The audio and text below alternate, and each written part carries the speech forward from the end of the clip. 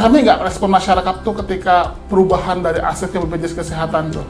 Pertama awalnya memang kurang suka atau kurang tahu nih apa itu BPJS Kesehatan. Tapi ya dengan berjalannya waktu ya akhirnya BPJS Kesehatan bisa masuk dalam masyarakat. Dapat pengalaman yang benar-benar kayaknya nggak bisa dilupakan.